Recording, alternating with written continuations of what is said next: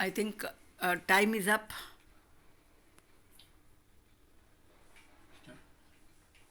We'll go ahead, I suppose. In the previous class, we tried to study some sections under the IPC which deal exclusively with the property offences. So we try to group them into 4 categories. We said group 1 composed of theft, extortion, robbery, dacoity. We said from 378 to 402 is one group, isn't it? The other group, we said, is criminal misappropriation and breach of trust.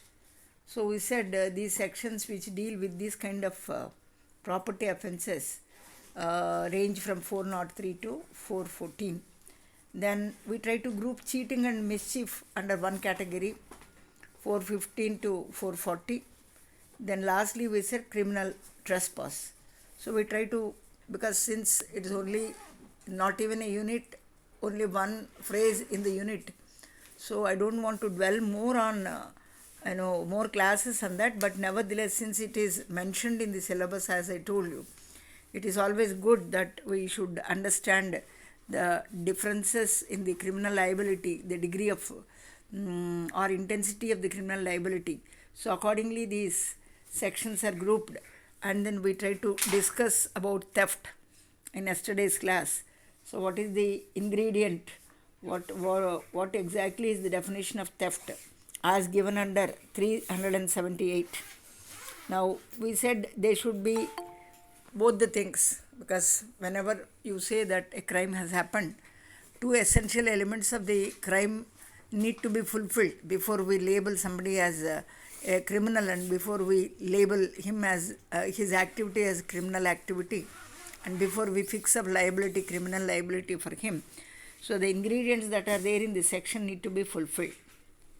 For example, if somebody has to be booked under the section 378 for theft, then we said we need to understand, read the definition and try to understand each word, important word which compose that section in detail, and then try to draw out those essential points called the ingredients, and then try to see whether each of the ingredients that are befitting the case, and only then we can, not any one of the ingredients is getting fulfilled, then probably that doesn't become the subject matter of theft. That is what we try to understand. But we also discussed a lot about the significance of explanations, isn't it? Why, along with the definition of the act, along with the section, why we need to study the explanations. And in one section there may be only one explanation, in another maybe 3, yet another 5 to 6 explanations.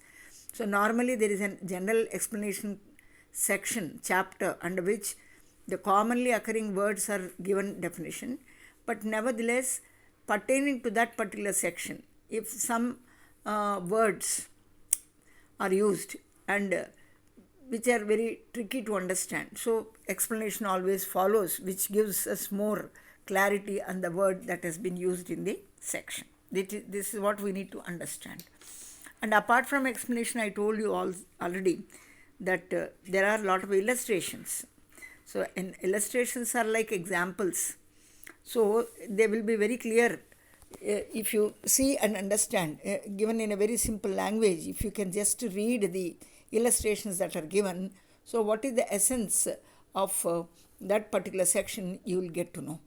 Now we try to read some explanations also, then we said we will also read some of the illustrations that are given, so that it becomes very clear for us to understand.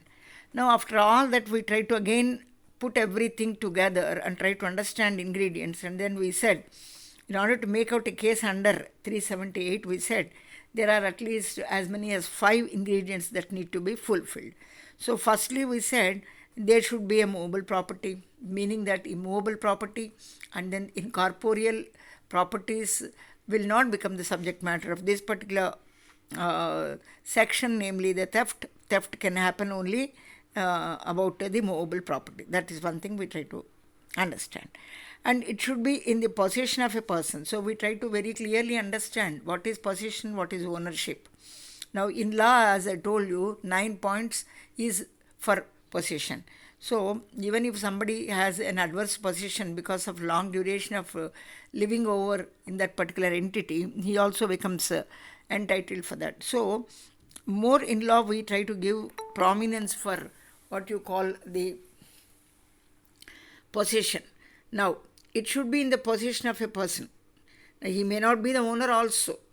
Only thing the section talks about is the possession. The accused should move that property in order to take it out of such person's possession, isn't it?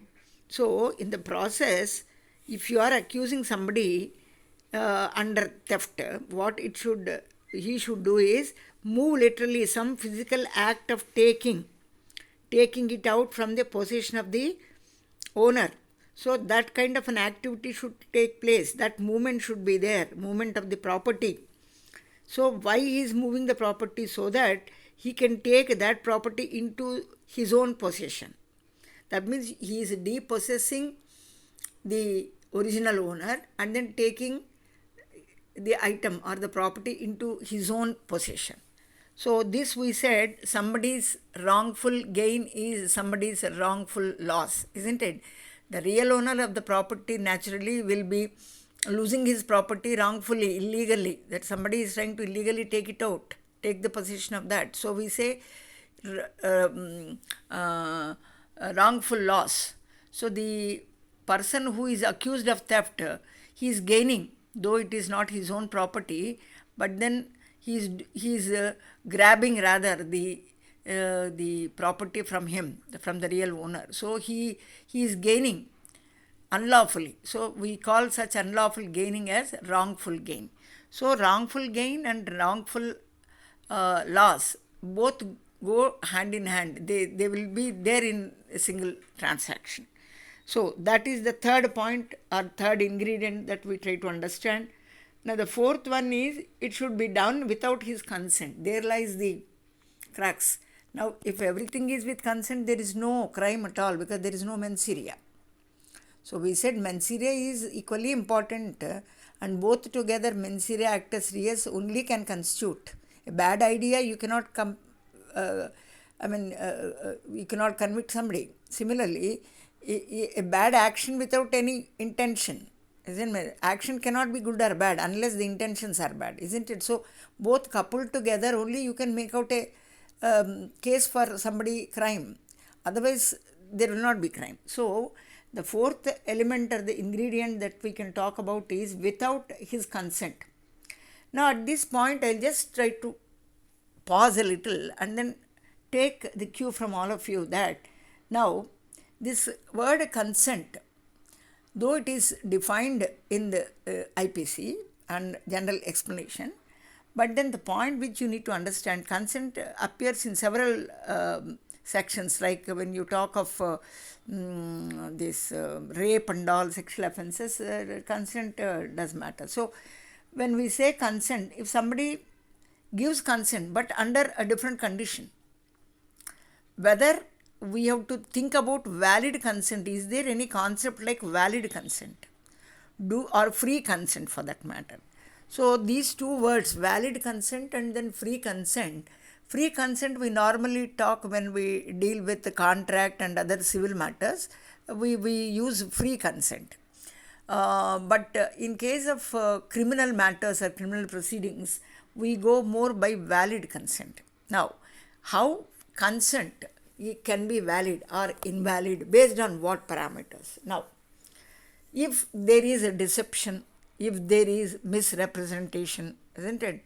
If there is a fraud, if there is some pressure, such a pressure that you have to yield to the pressure and then give away the property. So, can that be called as a consent? Is it a valid consent, if I can put it? No, ma'am, it is not a valid consent. So, valid consent should be voluntary. It should be voluntary, free from any, any qualifications. So, it is if it is obtained under pressure, under duress, Free from coercion. free from pressure. That's what coercion means, otherwise pressure. So, or somebody misrepresenting, isn't it? Misleading.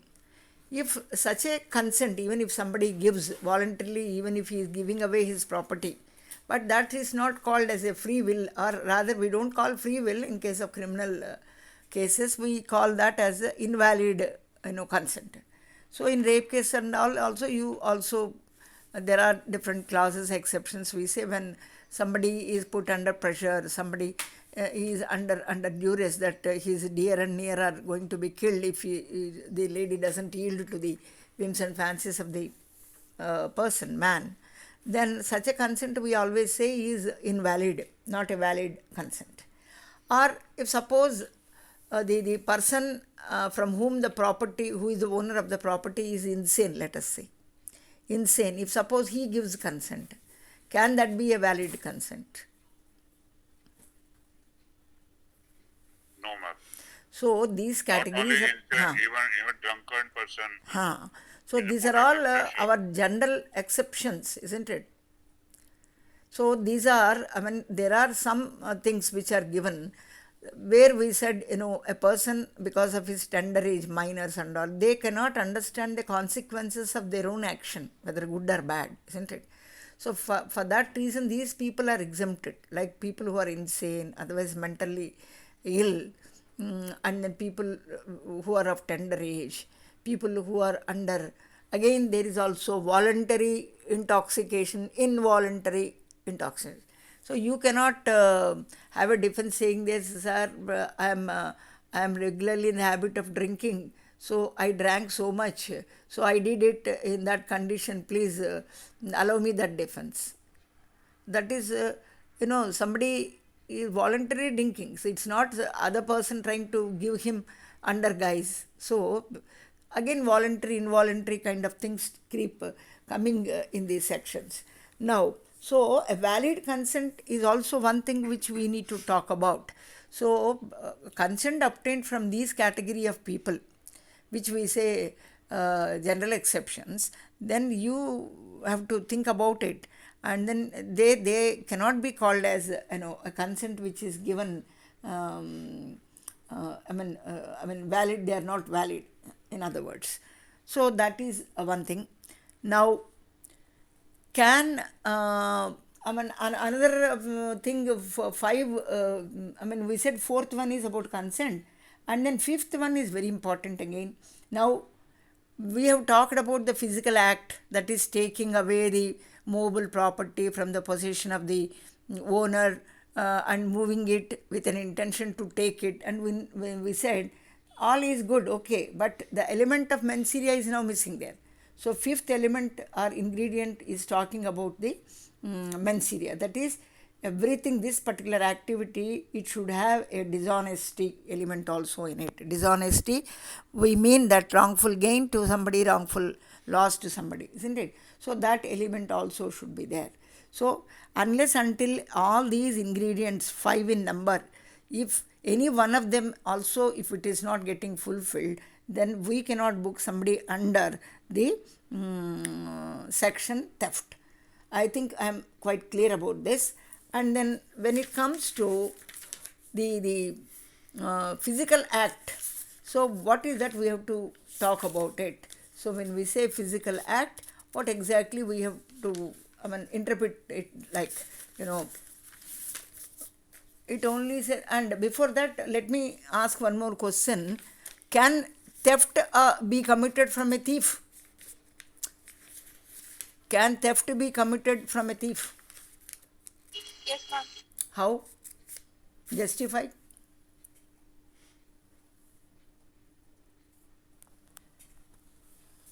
Please justify. He is also a citizen of India, right? So the law will be applicable. The benefit of the law will be applicable to them also. Citizen, you are saying something. How this is related to citizenship? You are talking, if I am right, talking about citizenship. Are you saying something about citizenship? Not exactly, ma'am. Though a person is a thief, he also is a I think the law of the India will be applicable Murari to Lal that should person also, right? So even if a should person interpret is it properly. thief or not, as a person who is living in India, No, the no, it benefit is of the nothing to law do with is India. a India or theft has abroad. been committed from. No, it is nothing to do with the citizenship. So, Murari Lalji, can you throw some light?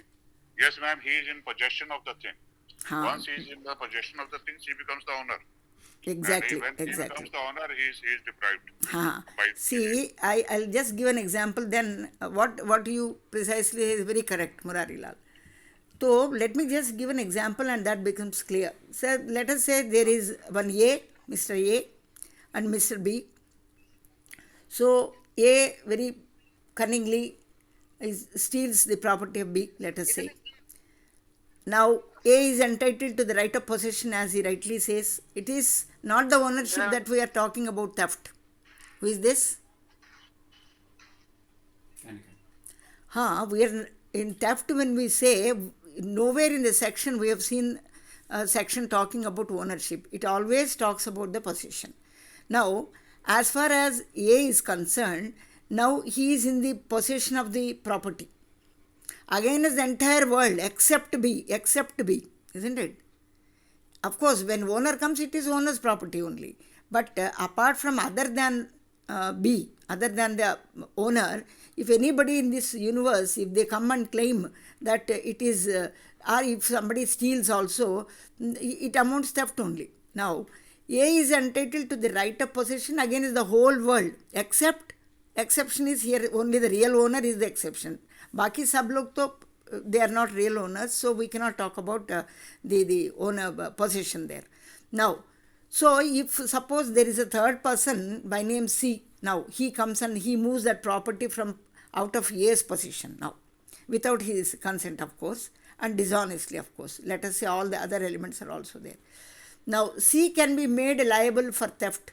Can he be made be liable for theft? Can C be made liable for theft?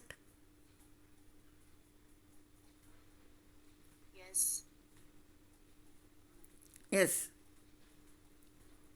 So C cannot take a defense saying that no, he himself is a thief. How can from thief say और एक theft हो गया, क्या बड़ी बात है इसमें? So he cannot have that as a defense. So C, since he also has stolen things from this person, the thief himself, he cannot say A himself is a thief. He has already stolen, and how does it matter if I am stealing that from him? So this is how you need to understand. And between husband and wife, so how will you say? Ma'am, I had a question regarding the prior situation that you stated. So Bolo. if B has already stolen, A has already stolen from B, right? And Yes. then C has stolen from A again. Huh. But then if C can hold the liability, after that, would A still be liable for the first theft that he committed? That has to be, if he can prove that in the court, then A can also be, only it is a matter of proof in the court, to proving that particular thing in the court. So we are only trying to understand that when thief के पास जो item होता है दूसरा और चुरा लिया तो can that not be theft? Because if A's guilt is not proved, it is not gone to the court yet, then he has already stolen. So that matter has never gone to the court, let us say. Now somebody is taking away that from again from the thief. Then will that amount to theft or not? For the sake of definition, to understand that. It has not yet gone to the court. Only for understanding purpose, for understanding the ingredient of the section, we are only trying to, it matters possession. So entire world, for the person who is the real owner, only he becomes the owner. If he says now it is already, you have taken my property, it is stolen, if he can prove that, then he only has that right. real owner, who is the original owner, can only say these things. But C cannot say that. That's what I am saying. C is also another thief. He is stealing from A, and then he cannot defend again, saying that you have stolen this, and now what if I steal from you? So that defense will not work. He will also be attracted under that section. That's what I am trying to say. Yes? Ma'am, the question is how C will come to know that A has stolen. He will not come to know unless until it is. Of course, that is one thing, but even if he comes to know, that's what I am saying. He cannot take that plea. He cannot take. But only when he say that, then comes defense, Otherwise, if he is keeping quiet, no defense comes. No defense. Otherwise, why will he give any defense? Another example, ma'am, which you gave yesterday was of wild animals. Yes. Somebody kills and in the possession of him. I know. Then after that, somebody takes his theft. Correct. I think who has asked that question before that? Murari Lalji? Before you, somebody asked. Vishwa? Vishwa. So I think it's quite clear after the explanation. Is that clear? So these matters have not gone to the court only for the sake of understanding. So C cannot defend. If he knows, even if he knows, matter is, if he doesn't know, he will not come to defense, He will keep quiet. Why will he defend himself when there is nothing to defend? Now, when it comes to the question of defending himself, he cannot take this plea that it is already a stolen property. It doesn't matter if it is further stolen. In that plea, that kind of a argument does not work. That kind of defense will never work. So that is the point. Now, between husband and wife, suppose what if husband steals wife's property? Can he become the subject matter of theft? Can both because for all practical purposes, rituals and all, we take the wife is half part and husband is half part. So both together make one part. So does it work even in law? Can you take them as a unit, single unit? When property is involved, not for other things, but when we talk of property, possession, theft and all. So can you say that both are one? Yes. When they are living together, both are one. If they are living separately, then other things apply. But then law says something else. If the wife removes the husband's property from his house, isn't it? So with dishonest intention, of course that element is always there, dishonest intention, is she not guilty of theft? That's my point. Now, if she is taken out of the house and going somewhere else, keeping somewhere else, then no, it need not be out of the house. Moving away, that as per the definition, even if she moves little away from the reach of the possession, away from the possession, then that can be deemed as taking it away. That's what. Totally reliable on the mens rea of the wife, right? Yes, dishonest element, intention is what is. Murari Lal, you are trying to say something. The same thing, if she is moving it away from him and slightly hiding it, then mens rea is come. So mens rea, because we can't say it only by the act. So as you rightly said, not just taking it out of ignorance or maybe out of mistake. It is deliberate act on the part of that lady if she deliberately takes it and hides it in some other place so that whenever she finds some leisure, she can coolly take it. So that kind of activities themselves will talk about that reflect the dishonest intention there by the mens rea. So similarly, if the husband does also, it amounts the same thing, isn't it? It amounts the same thing. Then they have given one case law here. There is one case where wife and her paramour. So her paramour, during the absence of husband, what they try to do is remove the property of husband and then put it in the paramour's house. Now on return, husband found that his some of the costly item has been found missing, and then he prosecutes both the wife and paramour for theft, and they were convicted by the trial court. Yes, there is an ingredient because all ingredients of the theft are being fulfilled. So it's not irrespective whether it is husband or wife, as long as, there is no community of property. That means there is no sharing as far as the property is concerned, isn't it? So they said where there is no community of property. It is an offense against property, and where there is no community of property, that means that cannot be there with regard to the property. So they said even if wife removes husband's property or vice versa, both of them can be in each case they can be booked under 378. That's what it means. Now when we talk of physical act, how it should be, how strong it should be. So to understand that, it says it must be completely detached from the place, complete movement, and it is occupying the original from that original position, and it should come to the position of the accused the moment he lays his hand and takes that into his custody. Then we can say that physical act is complete. Need not be out of the room or need not be out of the apartment. It's mere moving, isn't it? Detaching from the place that it is occupying. And when it comes to the position of the accused, that is suffice. That we can say that physical act gets completed. But rider, before it is taken out and carried away completely, so that act should be complete. The physical act, laying hand and then taking that into his possession, need not be, he need not run away or so, but then the moment, if that act gets completed, then we can say it is complete. Before that, if the act is not complete, then before he lays his hand, somebody observes that.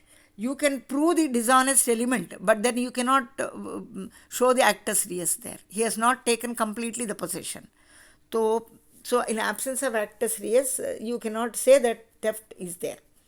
So that is when you have to understand physical act, you have to understand that way. So about consent we have already discussed. So consent has to be a kind of a free consent, and it should not be obtained by fraud or by misrepresentation and all. If these elements are associated with the consent, then that is, even if somebody gives their own property out of consent, but still the consent being not, it is tainted consent, it's not a free consent or rather a valid consent. So on that ground, that it cannot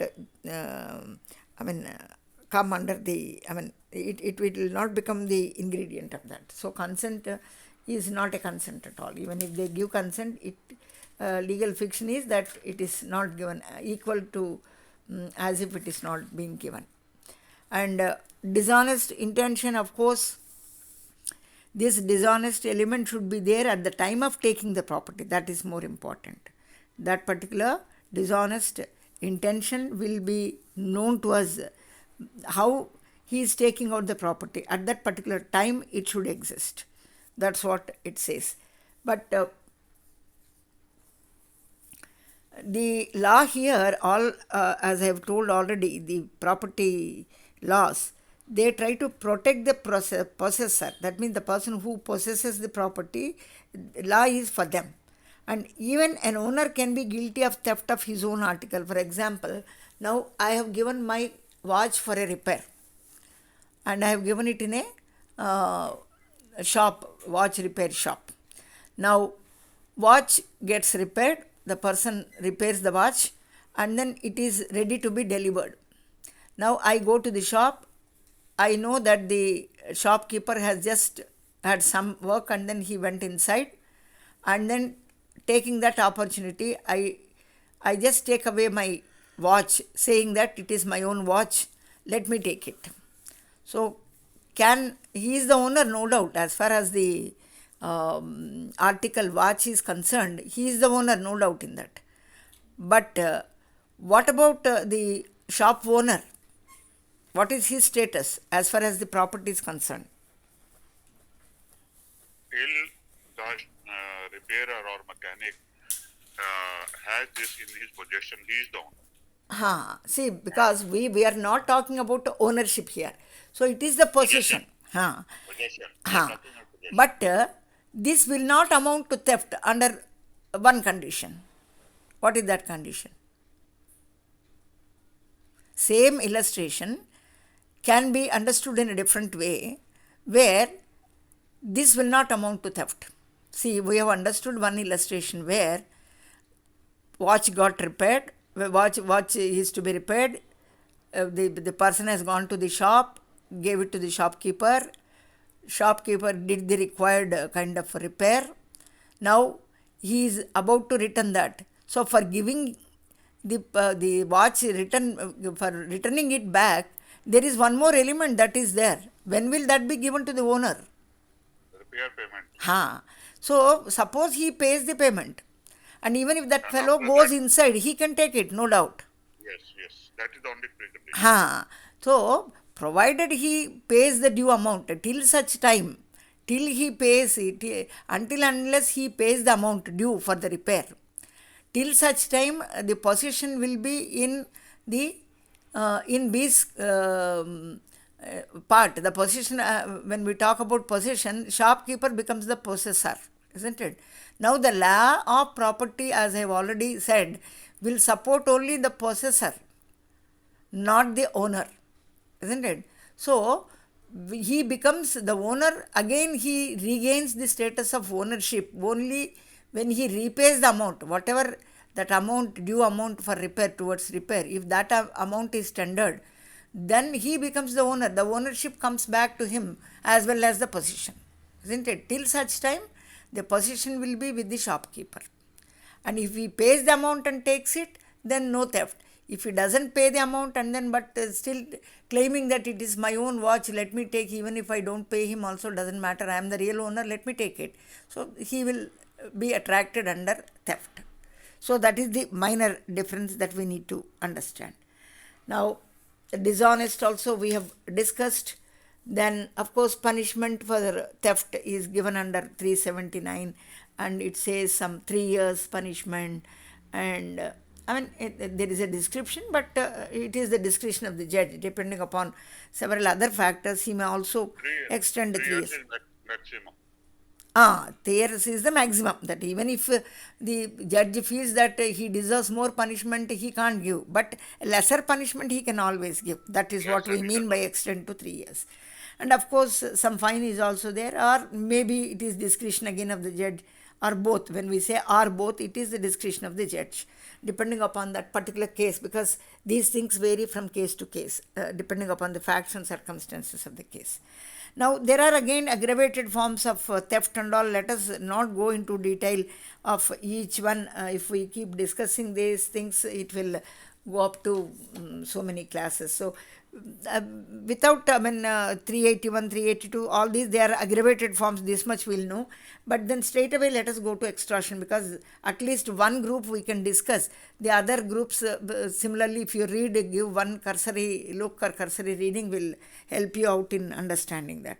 So now how extortion, because though these are all bunch of crimes grouped together. When I told you group 1, this extortion, robbery, dacoity, all these things are coming under one group, isn't it? Now, let us also try to understand, read the definition first and then try to understand each word from the section, and try to draw the ingredients out of the section, and try to read the illustration, try to understand. Now, extortion simply says whoever intentionally, that means here intention is, menseria is there, puts any person, that means the person who is the real owner, now I want to dispossess him. Now, unlike theft, I am using an element, external force. What is that external force? Putting that person in fear of any injury. That means the real owner, if I ask him or if I threaten him, just like that, he will not, if that is a very costly item, very dearer to him, to the owner, he will never part with it, isn't it? So what I can do, either use some dishonest and deceit method, or the other one is use all force, all tactics to put him under fear, panic. This is what I can do. So extortion is exactly talking about that. So if the real owner can be put under pressure, or not under pressure, under fear of injury to that person or any other Any other man in whom I am interested. If my own son, I'll be interested. My other spouse, I'll be interested. My own kith and kin relative, I'll be interested. Isn't it? It can be the person himself or anybody in whom he is interested in. So that's what we mean by any other. And thereby, not only creating fear element, bringing in the fear element, but thereby dishonestly induce. Whenever we use dishonesty word, please read this wrongful gain, wrongful loss together. So collectively, one word is dishonestly. Induces, see this, anything under fear, under inducement, under threat, under pressure, isn't it? Under misrepresentation, we have already dealt that in theft, isn't it? So that a consent is not consent at all. We have already said what is a valid consent, what is not a valid consent. So here it says induces, otherwise he never parts it with. Only under inducement, dishonestly induces. Who? The owner. So, induce the person so put in fear to deliver to any person any property. So, he is doing it voluntarily. Otherwise, had he not been under threat or fear or any other force, he wouldn't have parted with it. And he wouldn't have given that in the first place. So, the fact that he is voluntarily giving the property to him itself is an indication that he is under inducement. See, what is the inducement? What is the obligation of inducement under which he is parting that property with? It is the fear element, isn't it? So, when fear element is being introduced by the person who is accused of extortion, then if he uses that, either he may use the fear element on the owner himself or anybody, that means anybody in whom he has some interest, whose safety he strongly believes that he owns it. So, such people also, if he induces that fear element, no, under that induction, there is no other option.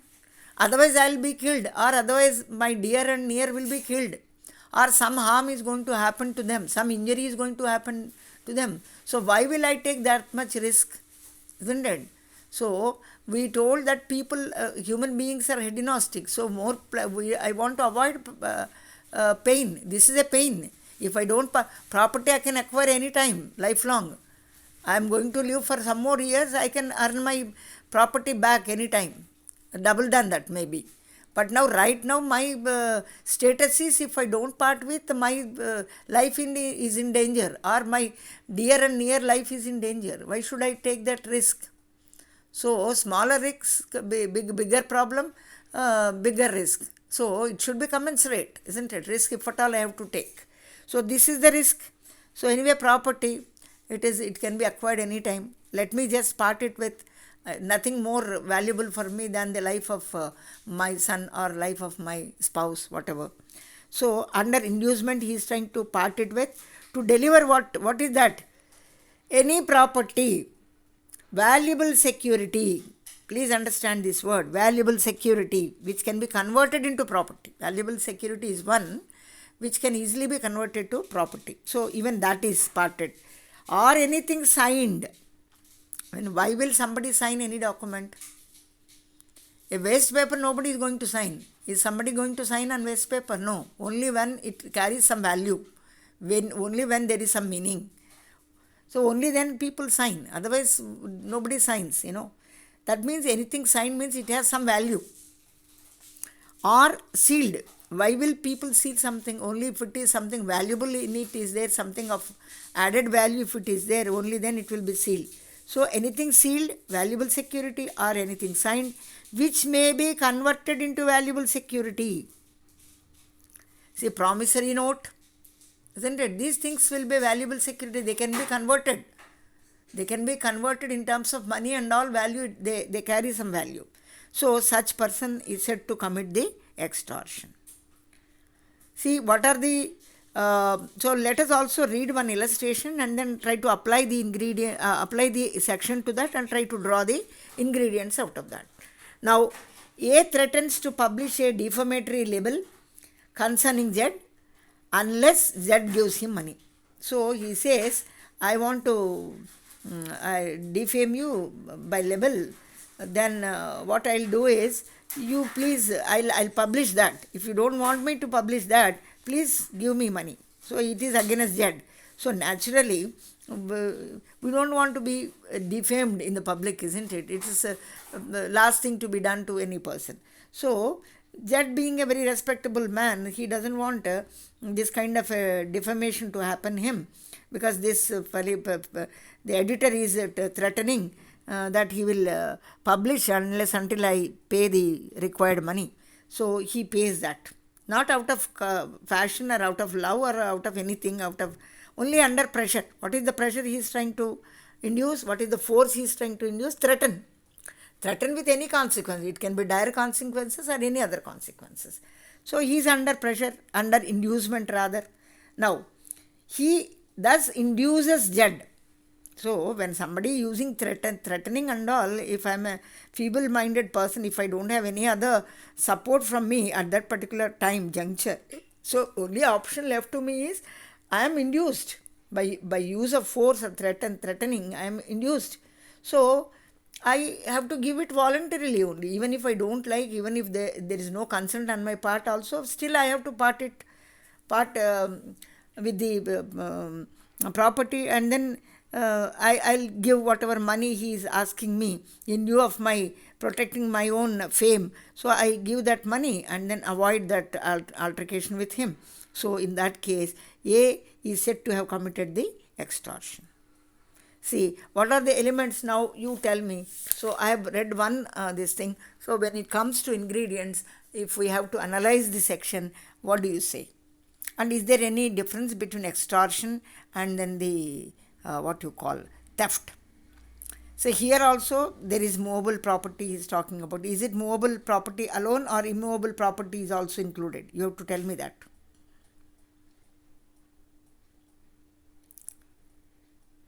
When I say security document, valuable security, it can be some sale deed also, isn't it? In extortion, it could be property paper also. Of exchange So also. that is the reason why they have specifically put that word valuable security. It can be converted into, isn't it? So that is the reason when we have to draw a distinction, when it comes to distinction differences, we can say theft, we are talking about only movable property. Yeah, extortion actually is defined in under section 383 of IPC, which is now 308. I know, new law as per new law. So here we can say when punishment under extortion was defined under 384 IPC, I know. whereas in BNS it is 308 subsection 2. So it's And, good practice always, we keep both these side by side so that whenever we talk about, till we get familiarized, it is taking a little time for me to understand that section, and also I am I will do that for you. I am a little oldie. I stick on to that old. It's quite. I've been teaching this since so long, so I'm more familiarized with this old law rather. As I told you, not much difference, where there are the separate sections dealing a particular aspect, they try to put it as a subclass. For example, 375, Yes. 376. So they this try to also put A, B, C like that. That is the only in difference. IPC there are 6 sections here, whereas in BNS this is 308 1, 2, 3, 4, 5. So they have put it similarly. Injury falls under IPC 385, and in BNS it is 308 subsection 3. And fear of death and grievous hurt, they falls under 384 IPC. And in BNS it is 308 subsection. Of course, they have given us some comparative table also. To flip the papers and all, see the sections and all, it takes time. So I'm not doing that. I shared that. That is of Chandigarh. No, I have this book also, one major act. इतना बहुत बड़ा किताब है हमारे सामने भी. But then I go with the book which is very standard, I believe, because it's written by one of the law commissioner, chairman of the law, Didan Jeevan Reddy बोल के, Justice Jeevan Reddy साहब हमारा आंध्रा का. He is a well-known person, and then he is chairman of one of the law commissions of India. So he gives such a clear kind of examples and all, and I follow that book. That book is quite good. I don't know the new version of that has come or not, but it's quite a book recommended. Those New of you. version will take time, ma'am. It will take at least 6 months. I know.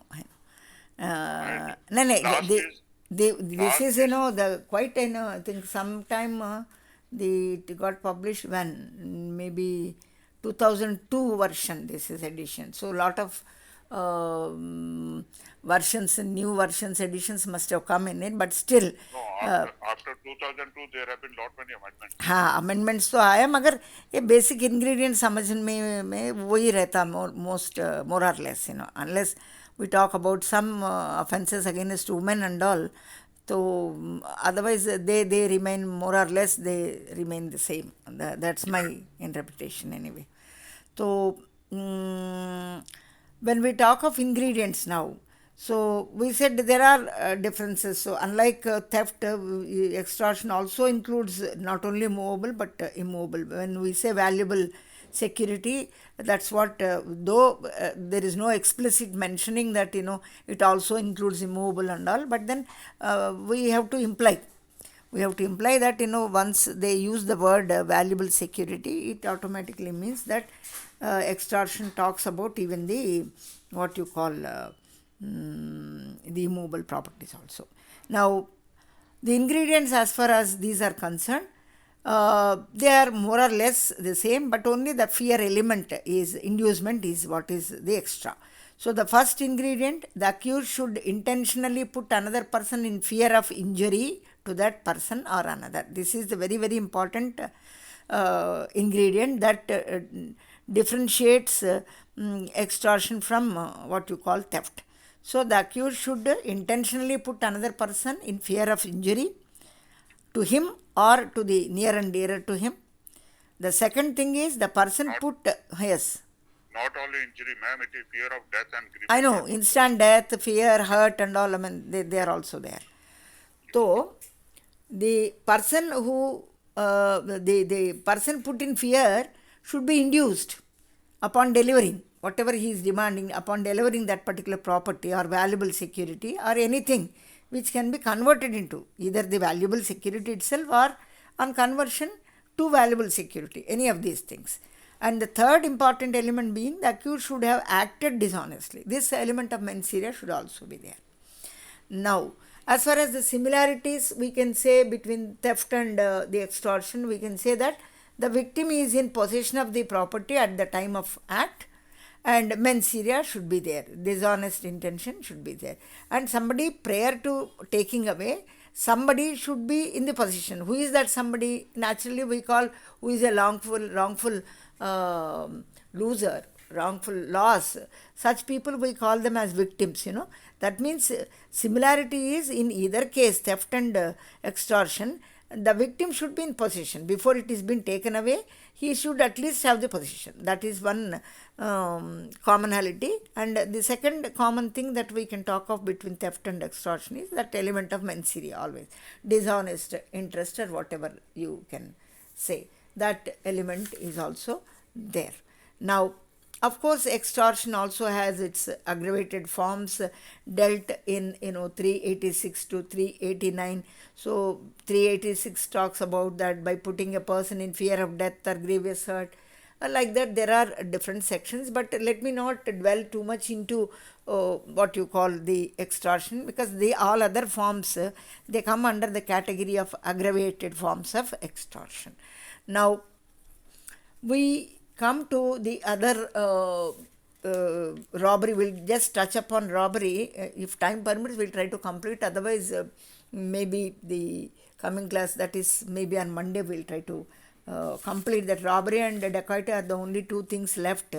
Then we'll not go into the other bunch of group of sections. We'll take up this property offences against the person maybe in coming classes. But let me just come to this robbery, that is 390.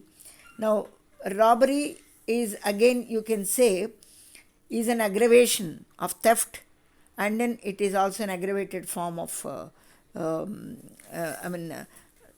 it is an aggravated form of extortion also, you can say, because both things have to be there. So that is the reason why whenever we say robbery, we also try to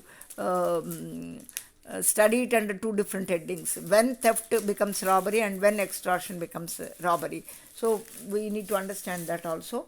So it starts, the section definition itself starts with this. In all robbery, there is either theft or extortion. So the very definition of the 390, if you see, that is old version, old section of 390. It is robbery is defined, of course, and new section. I think Murariji will help us out in referring the new section and tell us. So as far as old IPC is concerned, it is 390. नया में क्या होता साहब? नया कानून के हिसाब से I'll prepare the list and share on Monday. हाँ ठीक है, कोई प्रॉब्लम नहीं, because as I keep on saying, the ingredients more or less will be the same. I don't see drastic change. They remain the same. Basic things remain the same. Basic is same, except few additions like IT Act additions. Of course, evidence by certificate not to be given under evidence under Section 65. And then this time, even keeping the nation also little apart, they have given a lot of preference to safety of women and children. If you see, they take the precedence. They are coming in the act first, and nation and other things are taking second place.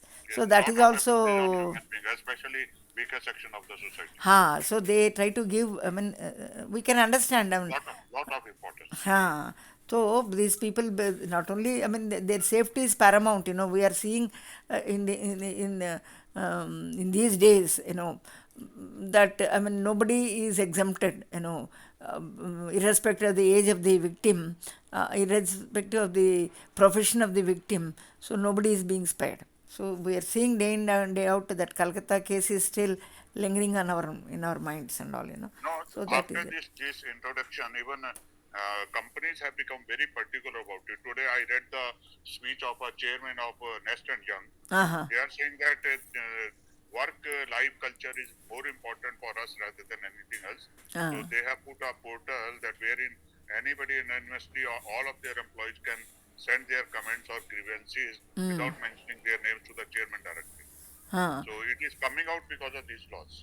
And that is okay, but implementation part is one thing we have to just take that very seriously, because there are laws, there are SOPs, but who has to follow? And even if somebody lodges a grievance, how far it will be entertained? Enforcement becomes difficult, but hopefully they are gearing up. Even police is being trained in a different way nowadays to how to deal with people. Not that they are not aware. Even in that case also, it's not out of ignorance, deliberate, willful action on their part. Because they have the patronage of somebody backing, isn't it? So that is making it. But anyway. That is happening for donkey's age because of political activity. That is there. It's all a game, dirty game, after all, at the end of the day. But anyway, so they have given two different scenarios when we can say theft becoming robbery and when extortion can become robbery. So theft is robbery, that is, it is equal to robbery, theft is equal to robbery.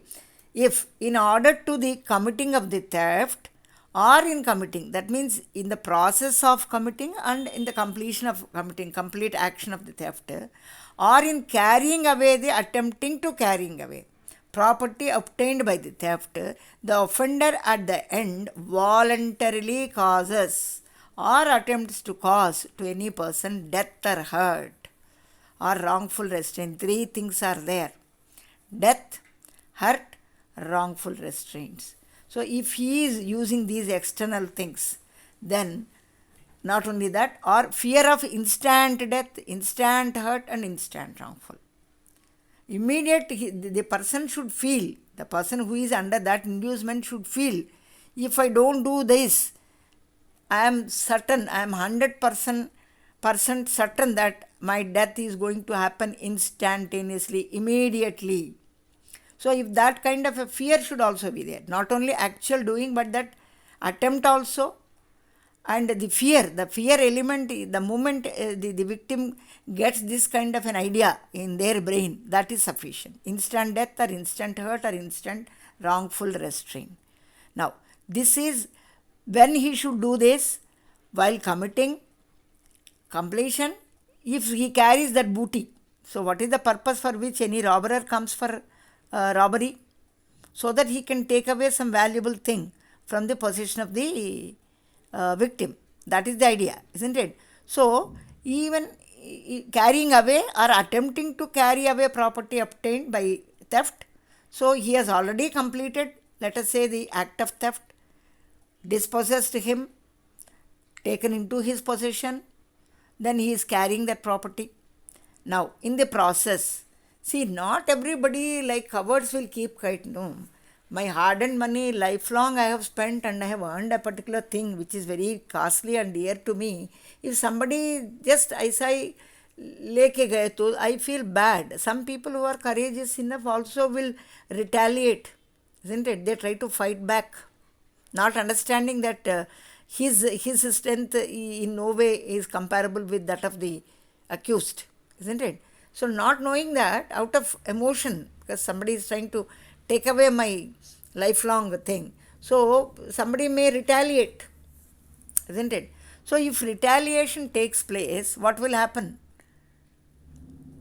What will happen? He also would like to, use that much force, isn't it? He tries to at least cause some death if it is inevitable. If it is inevitable, he is going to hurt the victim. If it is inevitable, he is going to wrongful restraint, stop him, isn't it? Or create such a situation that if you retaliate like this, see, I can show some deadly weapon or something, some act of him can create in the mind of the person, victim, that if I don't do this, there is instant death is certain for me. Instant death means I am very sure 100% that death will happen now, any moment. So that kind of a fear he should be able to generate in the mind of the person. But otherwise, robbers, if you just surrender yourself, I don't think they'll attempt to try to kill you unless until they are a little hardcore, habitual, that kind of a people. I don't think that is waste of time. What is your opinion on that, Murari Saab? See, normally my thing is they don't waste time in killing people or attacking people, isn't it? 95% people don't retaliate. Huh. And it makes sense for No, them. not victims. I am talking about the accused himself. Why will he attack somebody? They will not win. They will just attack you. They will not win. They will only at times try to threaten you, because if you just go barehanded, who will be afraid of you? Who will part with your property? So he has to show something so that at least that fear, under that threat, they will give you, isn't it? They actually act on psycho fear. So they try to create that kind of so I'm about to attack, I'll show some weapon. I may not actually piercing that weapon into the stomach of that person, but then I show this ऐसा नजदीक आएंगे वो लेके, फिर that will create instant fear of death, isn't it? So that is what is making it different from so theft भी है उसमें, and ऊपर से उन्होंने दिखा रहे कुछ तो ऐसा ही ताकि extortion. So theft, it is theft element will be there in robbery. Only extortion is something else. This is theft robbery. When it becomes theft, becomes robbery. Now, voluntarily causes or attempts to cause. So if these three elements are there while committing or while taking away the property, so he takes away that property, because the very purpose of attempting or doing robbery is to take away the valuable, isn't it? Now in the process, in the process, they are more interested in taking valuables rather than hurting people. What is it? They are more interested in taking valuables or money rather than hurting or killing people. Now that takes away time, no. See, if you are attacking, they will not keep quiet. They will at least make some hue and cry. That attracts the attention of neighbors. See what happens, that is a last resort. I have seen it in, myself I have seen it when a person was not giving money, the police shoot him on the leg. I know. That okay, we will kill you, otherwise you give it. Once they shoot him on the left leg, he gave everything. I know. So this is what happens actually. Even otherwise also, if people come to know out of hue and cry, so even if he runs away with the property, all of them, they may catch hold of him, and they are more in number. This fellow is single landed, and then they may, in villages it mostly happens, they tie him to a tree and they may pelt stones, and then they may, before the police arises, he would have been killed already. ऐसा भी होता है कभी कभी.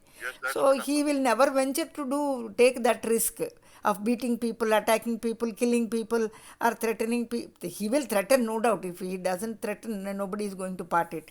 But इतना भी risk नहीं लेंगे. That's what I'm saying. So if he does that, then we say theft is robbery. Now, when extortion is robbery also is given. So extortion can be called robbery if the offender at the time of committing the extortion is in the presence of the person put in fear. So that presence is important. That word presence is important. Put in fear and commit the extortion by putting that person in fear of instant death. ये सब तो इसमें भी होगा. But only thing is physical presence. It should be at least near the proximity. Near the proximity of that person. Isn't it? That is the only thing. When that is there, we call that as extortion robbery. Now, to just understand it in a better way, so let us take two examples and then try to understand. A obtains property from B by saying, your child is in the hands of my gang, and you will be put to, that fellow will be put to death unless you send some money, 10,000, 15,000, whatever amount. Of course, those days it was only thousands. Now it is crores of rupees also these days. So this is a kind of an extortion. So this is now the not only the person, his kith and kin, the person in which he is interested in. Now the victim is in the presence of the person. That element is also getting fulfilled. Now he is putting that person under threatening that he will be put to death if you don't part with the money, whatever we are demanding. So it's a fit case for extortion, and that fellow will be booked under what you call extortion. Now, as far as the ingredients of this theft converting to robbery, we can say first one is accused must commit theft. That is number one. So whatever ingredients that are there in the theft, that should be fulfilled. Now, the second thing is he must, for that end, voluntarily cause death.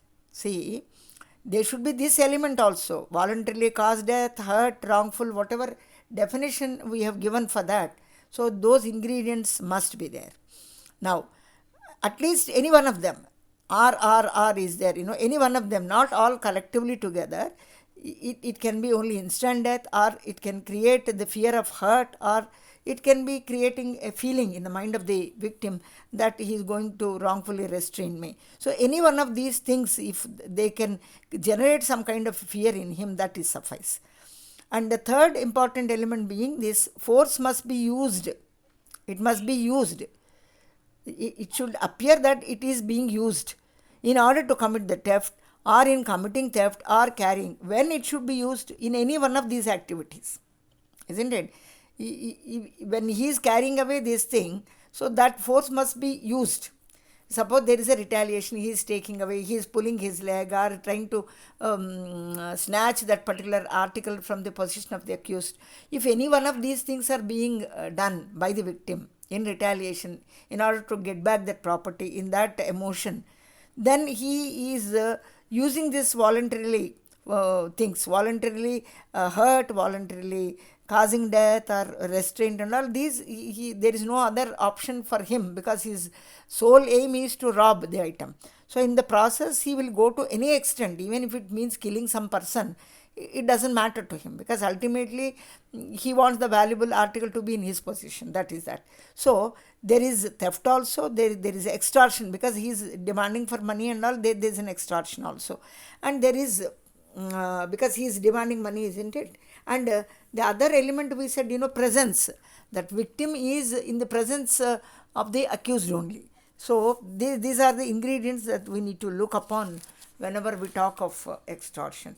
So for today, that's all. I think we are left only with robbery and all. Of course, penal sections I don't want to discuss. They are already there. I mean, it only talks about whether it is rigorous imprisonment or 10 years, or depending upon the seriousness and aggravated forms of the robbery, the punishment also accordingly it will vary. Now, next class, maybe I think not tomorrow. Tomorrow we don't have class. Only Monday. I think Monday we'll discuss more on robbery, more on, I mean, some aspects of robbery rather, and dacoity in full. So where we'll complete, at least next class we'll try to complete the property offences and switch over to the offences relating to body or person. We'll do that. And that's all for today's class. We'll leave the meeting.